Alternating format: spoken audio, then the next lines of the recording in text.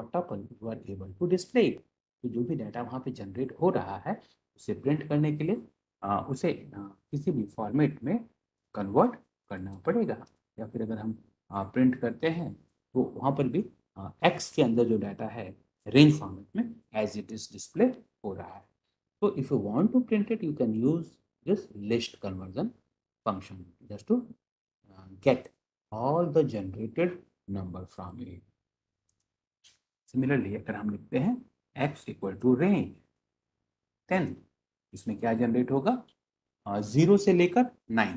और इसको देखने के लिए हम फिर से लिस्ट x लिख सकते हैं 0 से लेकर 9 तक। नेक्स्ट क्या है this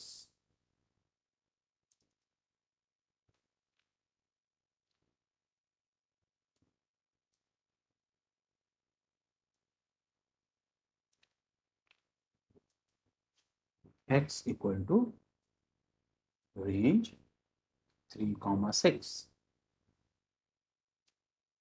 list x 3, 4, 5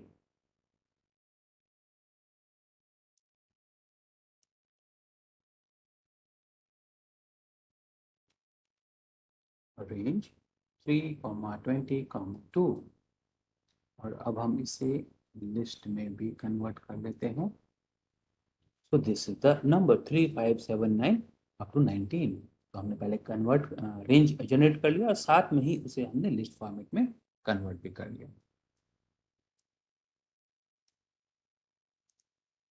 next is range 10, ये हम चेक कर चुके हैं। Next is this 10, 1, -1। So in this case we get 10 से स्टार्ट होगा और 1 बिफोर द 1, दैट इज तो 10 से लेकर 2 तक का सारा नंबर यहाँ पर जनरेट हो जाएगा। Next is this -10, -1, -1। In this case -10 से -1, 1 बिफोर द -1, दैट इज -2, -2 तक का डाटा यहाँ पर जनरेट हो जा रहा है।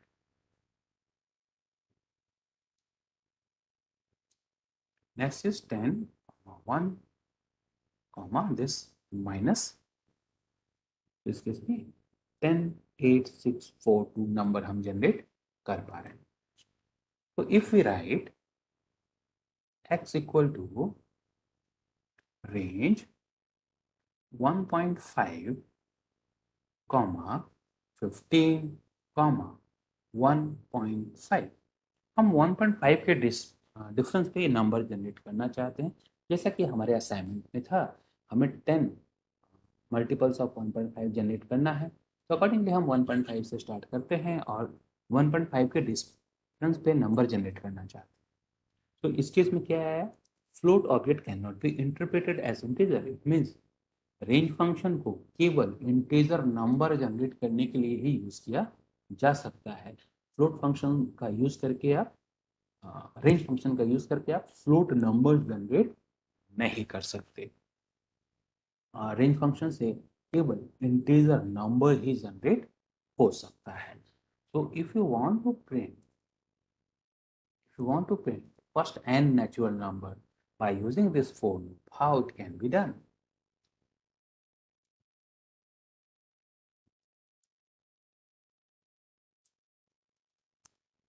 हम यहाँ पे n की वैल्यू को इनपुट कर लेते हैं and then if you want to generate the natural number, so just write for v in this range और हमें रेंज जनरेट करना है 1 से लेकर n तक with a difference of 1. Print this way.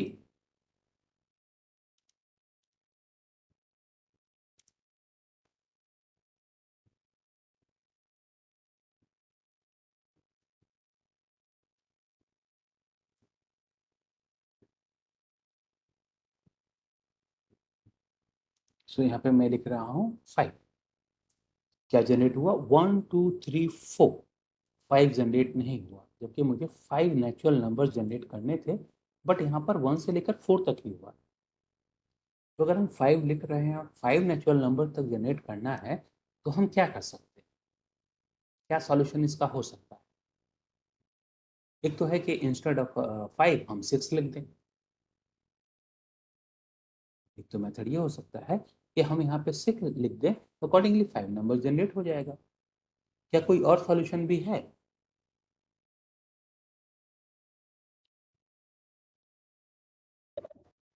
Sir range में हम लोग 0 से अगर स्टार्ट n करते प्लस वन कर दे तो क्या कर दें? n plus one. हाँ, हम यहाँ पे n+1 कर सकते हैं। इसको जो हमने 5 लिखा तो अकॉर्डिंगली ये 6 हो जाएगा, तो ये 1 से लेकर 6 तक नंबर जनरेट कर देगा।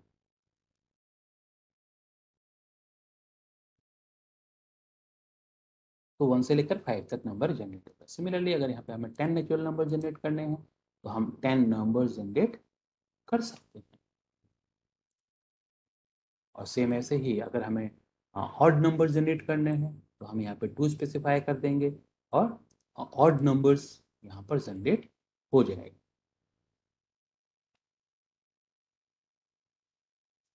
तो 1 से 10 के बीच में जितने भी ऑड नंबर्स है वो यहाँ पे जनरेट हो गए। सिमिलरली अगर हम इसे 2 मल्टीप्लाई बाय n कर देते हैं, यानी कि हमें 10 नंबर्स 10 ऑड नंबर जनरेट करने हैं और वो फर्स्ट 20 नेचुरल नंबर्स के बीच में होता है,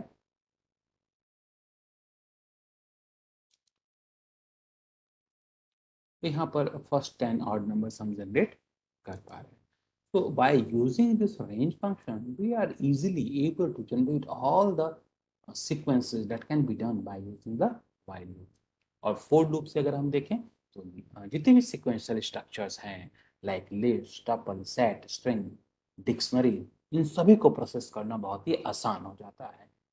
By using a lesser number of code, we are able to process it. So this is how we can generate different type of sequences by using this range function. So this is the use of range function और for loop के साथ range function का सबसे ज़्यादा use किया जाता है just to generate a sequence of values.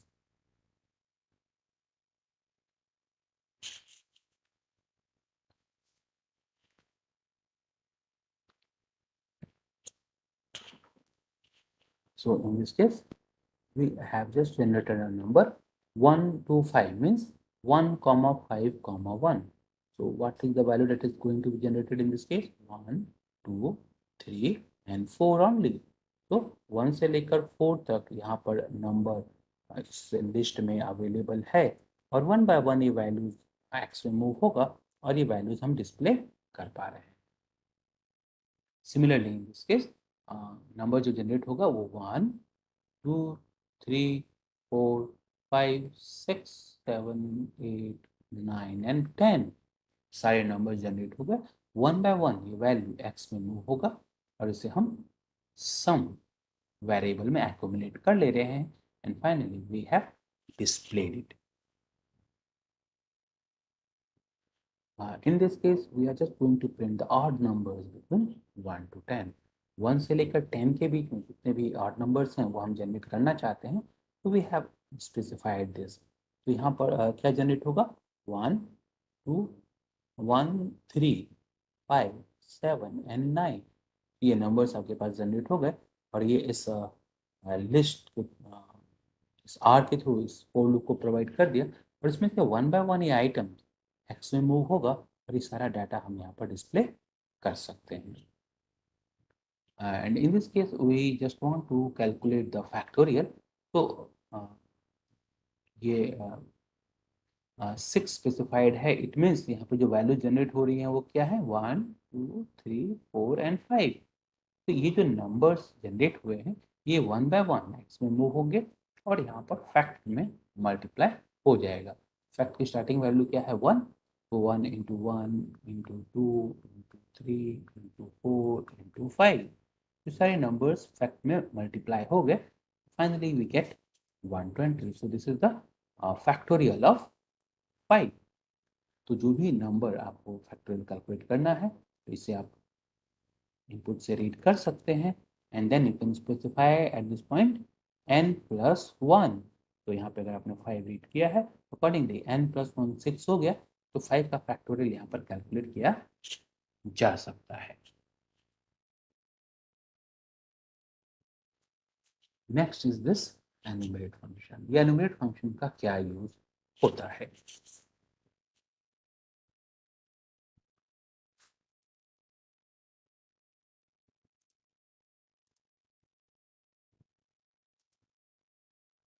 तो हम इस केस में देखते हैं एनुमरेट का क्या यूज है, कैसे इसे यूज किया जा रहा है।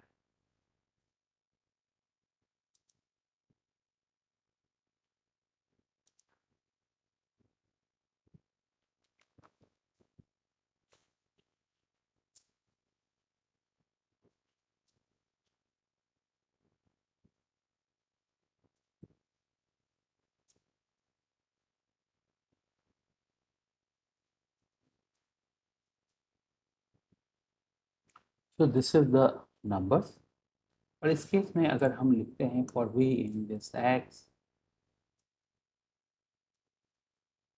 प्रिंट द वी, इस केस में क्या डिस्प्ले होगा? Just numbers. जस्ट नंबर्स जो इस लिस्ट में अवेलेबल है वो डिस्प्ले हो गया। बट लिस्ट एक म्यूटेबल डाटा स्ट्रक्चर है, और हम इस लिस्ट में जो आइटम्स डिस्प्ले हो रहे हैं, जो आइटम डिस्प्ले हो रहे हैं उसका इंडेक्स नंबर भी डिस्प्ले करना चाहते हैं। तो इंडेक्स नंबर कैसे डिस्प्ले होगा? फॉर लूप में तो हमें इंडेक्स नंबर मिलता ही नहीं, बट अगर हम वाइल लूप यूज कर रहे होते तो हमें इंडेक्स नंबर मिल जाता है, क्योंकि वाइल लूप के केस में आई वेरिएबल है और आई अकॉर्डिंगली 0 1 2 3 के अकॉर्डिंगली मूव करता है, तो हम वहाँ पर आई इंडेक्स नंबर को प्रिंट कर सकते हैं। बट इन दिस केस हमारे पास कोई भी इंडेक्स नंबर को एक्सेस करने का मेथड नहीं है, तो यहाँ पर हम आई को 0 ले सकते हैं, और डाटा को प्रिंट करने के बाद हम यहाँ पर लिख सकते हैं इस टाइप से, index is this i and value is this v, और आई को हम यहाँ पर 1 इंक्रीज कर देते हैं। ये एक मेथड हो सकता है कि जितनी वैल्यूज वहाँ पे चल रही हैं साथ साथ में हमारा आई भी आगे प्रोसीड कर रहा है। तो ये इंडेक्स 0 है, 0 नंबर पे 11 है, 1 नंबर इंडेक्स पे 12 है, 2 नंबर पे 13 है, 3 नंबर पे 14 है, और 4 नंबर पे 15 है। तो यहाँ पर इंडेक्स नंबर जनरेट करने के लिए हमें एक एक्स्ट्रा वेरिएबल की ज़रूरत पड़ती है। तो आई 0 है, तो आई में अकॉर्डिंग जब तक आइटम्स एग्जिस्ट कर रहे हैं तो 1 बाय 1 आइटम्स आ रहा है, और आई को भी हम इंक्रीमेंट करते जा रहे हैं, तो आई के बेसिस पर यहाँ पर इंडेक्स हमें मिल जाता है। तो the same thing, this index number can be generated by using the enumerate function। अब हम देखते हैं सेम इसी चीज को करने के लिए enumerate फंक्शन कैसे हेल्प कर सकता है। For v in this enumerate this x and print the v।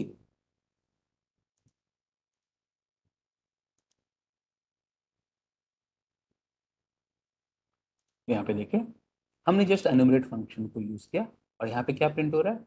0, 11, 1, 12, 2, 13, 3, 14, 4, 15। Same वही आउटपुट जैसा अभी ऊपर हमने जनरेट किया था, बट एनुमरेट फंक्शन ने सभी आइटम के लिए इंडेक्स नंबर ऑटोमेटिकली अलोकेट कर दिया, and we are able to access it. तो हम इन सभी आइटम्स को यहाँ पर एनुमरेट फंक्शन की हेल्प से एक्सेस कर लेते हैं। तो एनुमरेट फंक्शन एक्चुअली में कर क्या रहा है? जितने भी आइटम हैं उसको उसके इंडेक्स के साथ टपल फॉर्मेट में क्रिएट कर देता है। जितने भी आइटम है उसे उसके इंडेक्स के साथ एसोसिएट कर दे रहा है। तो we get the item as well as the index number. अब इस केस में हम इंडेक्स नंबर को और वैल्यू को इस फॉर्मेट में प्रिंट करना चाहते हैं, तो how this can be printed? तो वी के अंदर ही सारा डाटा था, तो यहाँ पे क्या लिखना होगा? वी 0, और यहाँ क्या लिखना होगा? V1 कि V के अंदर दो वैल्यूज हैं 0 एंड 11। तो 0 नंबर इंडेक्स पे 0 है और 1 नंबर इंडेक्स पे 11। तो ये V की वैल्यू है। नेक्स्ट टाइम V की वैल्यू ये है, नेक्स्ट टाइम V की वैल्यू ये है, नेक्स्ट टाइम V की वैल्यू ये है, नेक्स्ट टाइम V की वैल्यू ये है। तो V की वैल्यू में क्या आ रहा है? टपल। तो इस टपल में से 0 नंबर पोजीशन और इस टपल में से 1 नंबर पोजीशन।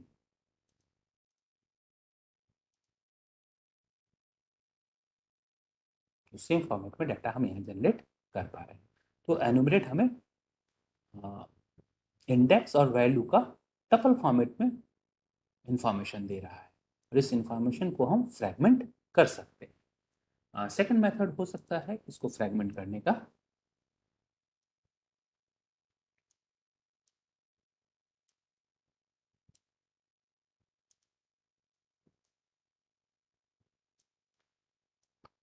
हम इसी पोजीशन पर टू डिफरेंट वेरिएबल्स स्पेसिफाई कर दें like this id and the v, index and the v, और यहाँ पर हम इंडेक्स और यहाँ पर हम वैल्यू स्पेसिफाई कर दो। तो जो टपल फॉर्मेट में वैल्यूज आ रहे हैं 0 और 11, तो 0 अकॉर्डिंगली इंडेक्स में मूव हो जाएगा और जो 11 है वो v में मूव हो जाएगा।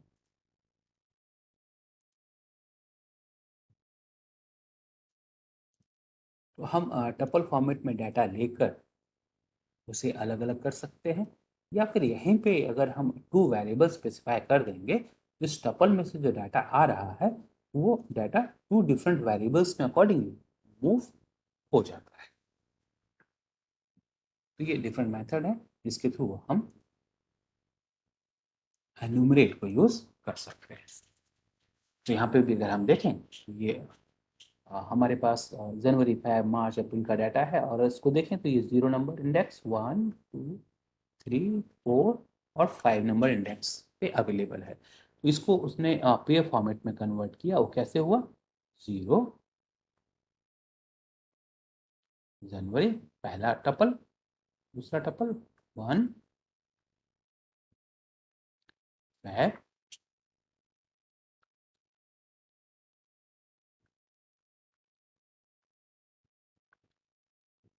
मार्च,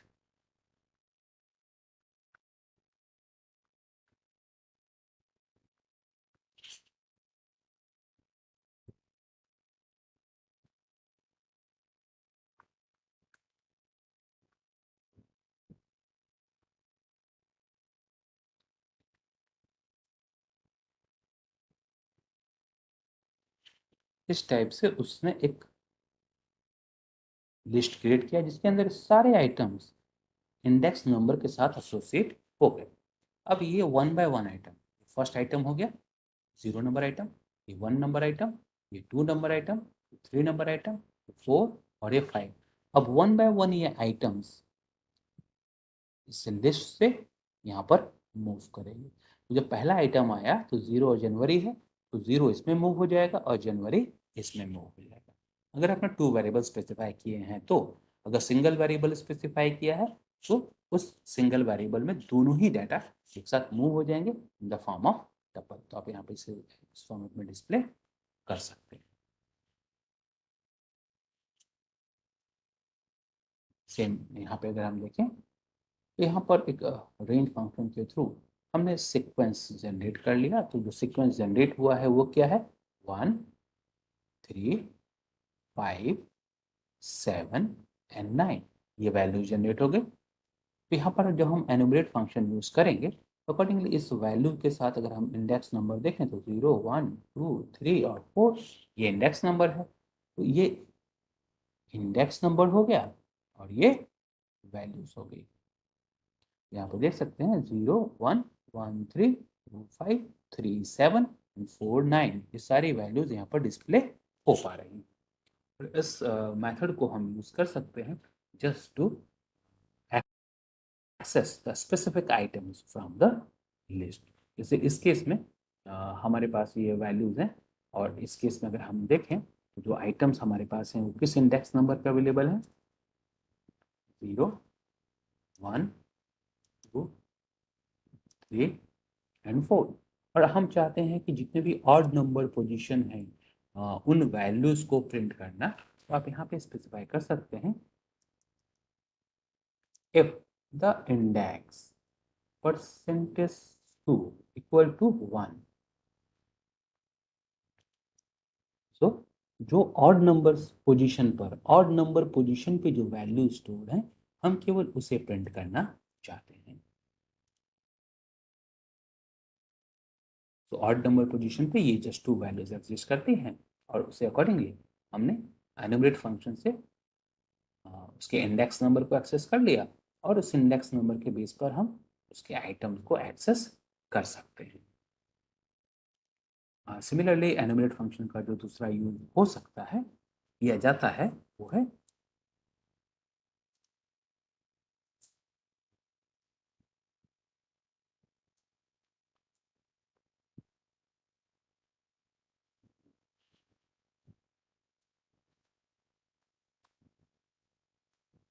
सपोज ये एक सेट है और सेट के केस में भी सेम फॉर लूप में यूज कर रहा हूँ।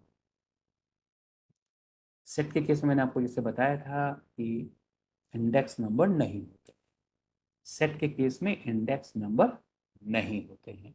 तो what index number it is going to attach with it. इस केस में भी देखें, जैसे सेट के केस में मैंने आपको बताया कि इंडेक्स नंबर नहीं होते हैं, बट एनुमरेट ने क्या किया, वन बाय वन उसकी वैल्यू को रिट्रीव किया और उसके साथ एक इंडेक्स नंबर सीक्वेंस में अटैच करके जनरेट कर दिया। जबकि सेट्स में कोई भी इंडेक्स नंबर एग्जिस्ट नहीं करता है। Even then enumerate function helps to generate और attach a sequence number with this element. तो सेट के केस में भी आप इंडेक्स नंबर एनुमरेट के थ्रू जनरेट करके उसे प्रोसेस कर सकते हैं। और जो नेक्स्ट यूज इसका होता है,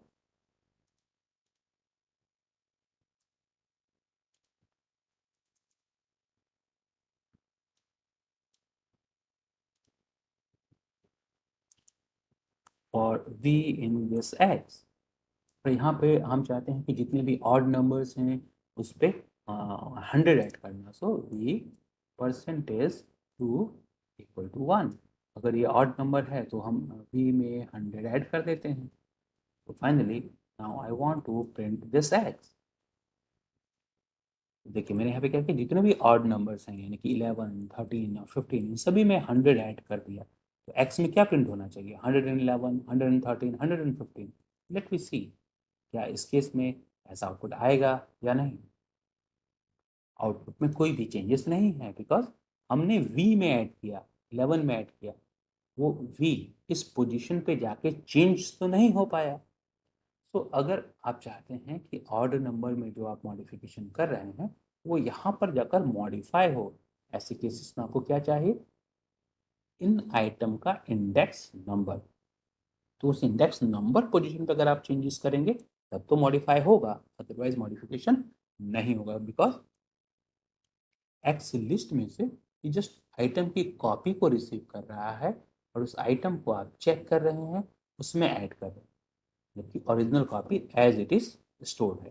तो in certain cases what is the solution, enumerate कर लीजिए। एनुमरेट करने के बाद अब आपके पास इंडेक्स और वैल्यू दोनों ही अवेलेबल है। तो वैल्यू को हमने चेक किया, क्या वैल्यू ऑड है। अगर वैल्यू ऑड है, in that case just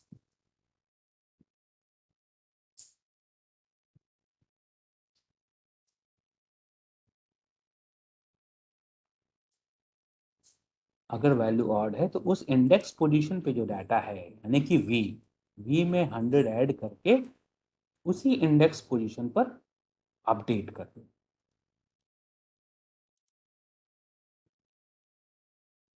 So finally we are able to update the odd number value in this list.